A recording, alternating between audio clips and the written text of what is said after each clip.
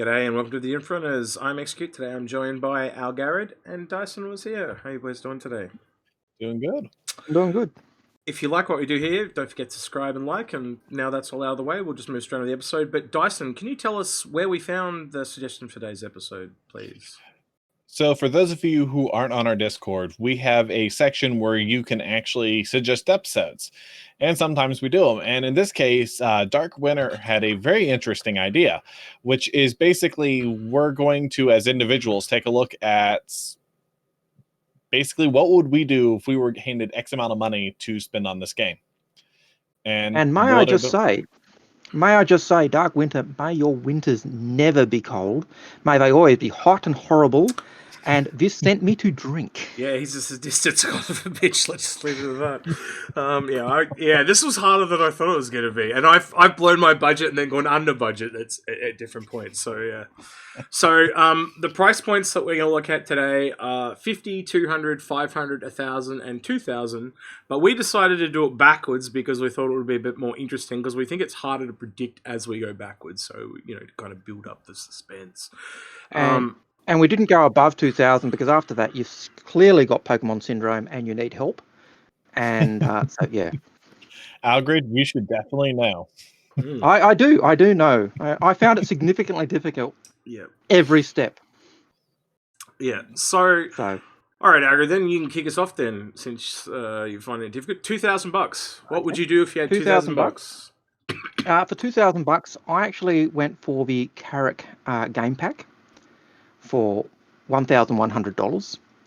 Now that has the Carrick, it has the Pisces, the Terrapin, and the Door, the Tumbril, and a Dragonfly. And from that, I'd also the UE be Explorers CCUing pack? half those ships.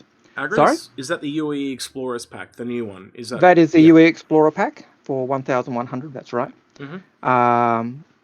And I'd be CCing the Terrapin to an Endeavour. I'd be CCUing the Door to a Crucible.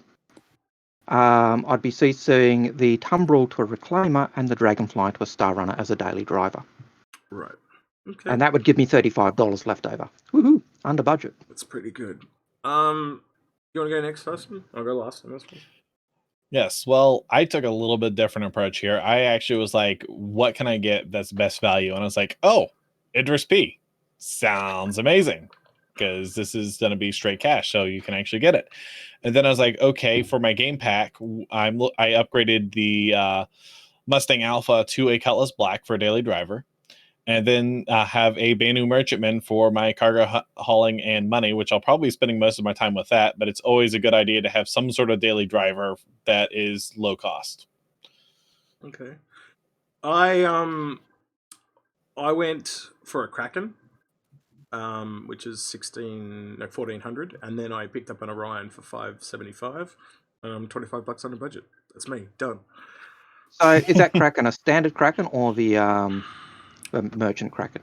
No, it's just a standard Kraken because it's just regular. Yeah, it's 1,400. A privateer is 1,600. So yeah, ouch. Gave me just enough to get an Orion. So you can use the Orion to earn your money, and Kraken you'll have to a little bit hard to get off the ground. But again, with the Orion, you could easily earn all the ships underneath it, and so you can fill the whole Kraken with a fleet of ships. So yep. As I keep saying, get something big and use it to earn everything underneath. So yeah. All right, $1,000. I'm going to go first here. I went $50 over budget because to me this is just a no-brainer. Reclaimer, Crucible, and an Endeavour. They're $350 each, so that puts you to $1,050. Boom. There's me done. I'm over budget. I don't care. That's me. Who's next? Awesome. Well, this one, unfortunately, because there's no CCs, I couldn't do what I wanted to do, which would be upgrade the game package to an 890. So I had to actually end up going with a Polaris straight out. And then with what was left over, basically barely afford a Star Runner and call it a day. Yeah. So the reason I never went to Polaris is because you need that economic ship to kind of keep, in my book, to keep it going. But, I'm a bit different from you, but that shows the different things. Algrid, your $1,000, please. I actually started off with a Constellation game pack, and the Constellation, as woeful as it is, I CCU to a mole for the economic value, and then acquired a carrot, which gives me the exploration. If you've given a hint, that's something that I'm actually interested in. Okay, interesting. Well, Agrid, I think we haven't done Dyson first. So, Dyson, your first $500 one. Well, this goes to one of the ships I really like because you need to make money. So the Banu Merchantman makes perfect sense. And then with what's left over, I was debating about a few things, and I was like, hold it, the Pirate Gladius makes a really good sense because the Gladius is a good light fighter, and being as I couldn't get a defender, it hopefully will give some sort of symbiosis there if there's some sort of hanger. Yep. Agrid, you can go next, man. For $500, I actually went in the Constellation pack again, the game pack. That was, and then I didn't CCU that. I actually kept the Constellation. I know I constantly tell people don't get a Constellation, but that gives me a cargo ship. I went with a Prospector, which then gives me a bit of mining, and with the leftover, I pick up an Ursa Rover or Rock, which I understand will be about $50. So $55, but yeah, close enough. What I would change in that is I'd just get the Star Runner instead of the Constellation. That would solve my issues with that.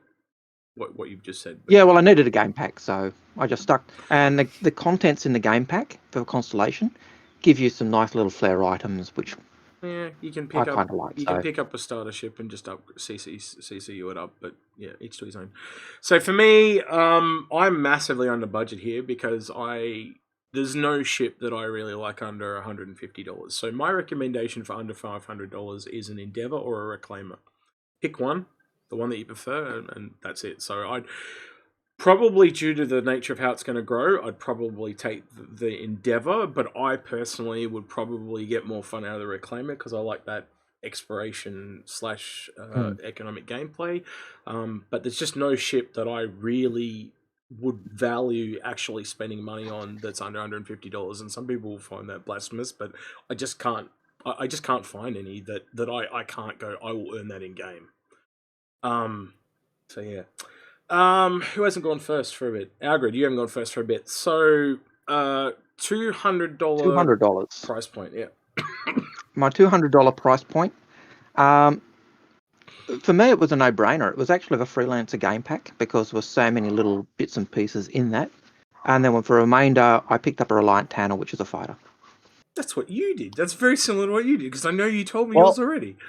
I actually went through and I just went with the Freelancer Miss because it's a decent combat ship, and if you notice the trend with a lot of my stuff, I try to have some sort of combat involved. Well, I blew the budget on this one as well, and I just went straight to a Star Runner at $225. But if I'm technically playing inside the rules, then I just get a Corsair, right? But one of the things I was arguing with these guys before the show is if you only had to spend $20 more, you would just blow your budget and buy it. People are not going to stick to budgets. That's just you know what I mean by like $10, $20. You're just going to buy the ship you actually want. So I just kind of went near the price points. And finally, I guess this last one's really our starter ship of choice. I think that's kind of like how this one's kind of broken down. So I'm kind of intrigued. I'm actually kind of intrigued by both. But Dyson, we'll let you go first. What do you? What would be Honestly, your starter ship of choice in a package? Hands down, the Mustang Alpha, and it wins primarily due to out of game, not in game issues, which is it's actually a slightly better value by 5. And that allows you to just do easy upgrades if you're going to CCU and upgrade. Yeah.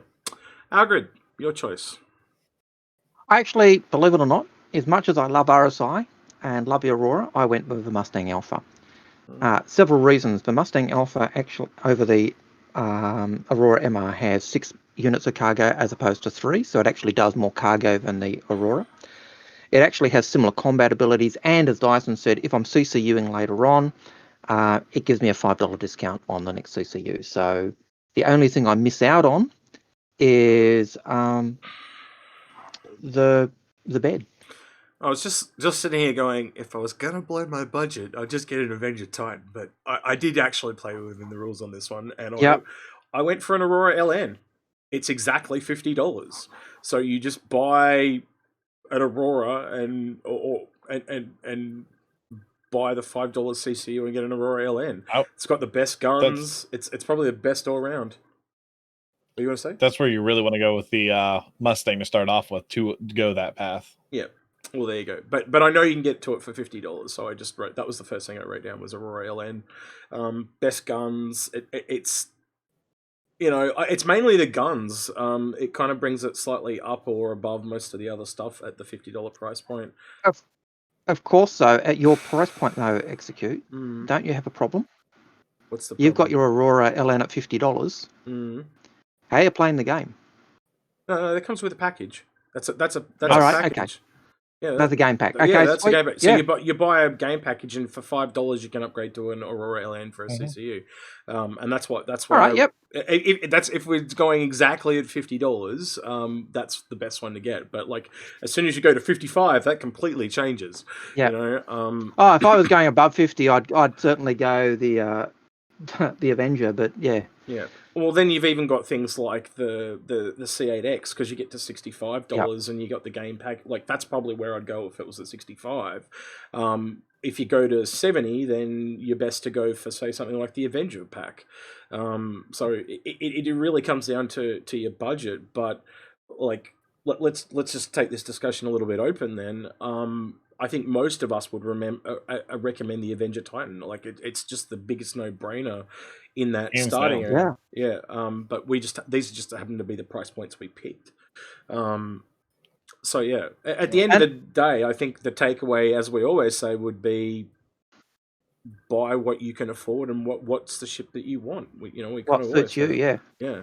I got to admit, I really struggle with a $50 price point because for me, I actually really want the Squadron 42 experience. So I need, I actually need to spend at least $70 to get that experience. Yeah. And so for me, the $50 price point was something I certainly wouldn't have been doing because I really want that Squadron 42 experience. And that's kind of why we just broke it down to just one package in the ship because it was just it's too convoluted. But yeah, in most cases, if you were to say, do I get a Cutlass and a game package or do I get Aurora, a game package and Squadron 42, then most of us would recommend the Squadron 42 because it's better value. Do you disagree with that, Dustin? Because I know Algrid's just said yes. Well, would you recommend getting Squadron 42 over actually upgrading the ship? I guess is what I'm trying to ask.